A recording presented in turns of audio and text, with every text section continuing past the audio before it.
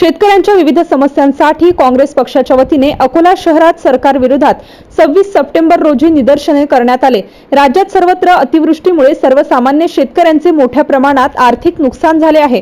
त्याच सोबत शेतकऱ्यांच्या शेतमालाला हमी भाव मिळत नसल्याने बळीराजा हवालदिल झाला आहे। परंतु शेतकऱ्यांच्या या समस्यांप्रती राज्यातील माहिती सरकार कानाडोळा करीत असल्याने शेतकरी मोठ्या आर्थिक संकटात सापडला आहे।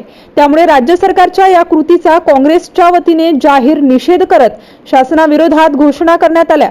अकोल्याचे माजी उपमहापौर निखिलेश दिवेकर यांच्या नेतृत्वात या निषेध आंदोलनाचे आयोजन करण्यात आले होते। या प्रसंगी भारतीय राष्ट्रीय काँग्रेसचे पदाधिकारी व कार्यकर्त्यांसह शेतकरी मोठ्या संख्येने उपस्थित होते। MCN न्यूज मराठी करिता मोहम्मद जुनेद, अकोला। आज अतिवृष्टी महाराष्ट्रात झाली आहे, त्यामुळे शेतकऱ्यांचं पीक हातातून गेलेलं आहे।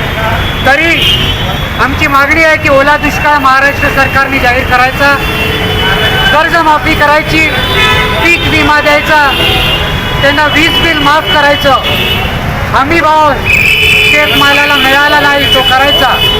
आज मुख्यमंत्री उपमुख्यमंत्री दोन्ही पण हे अदृश्य झालेले आहे, हरवलेले आहे। म्हणून काँग्रेस पक्षातर्फे आम्ही आवाहन करतो की ज्यांना कोणाला हे तिघं सापडतील त्यांना आम्ही सोयाबीन 10 किलो भेट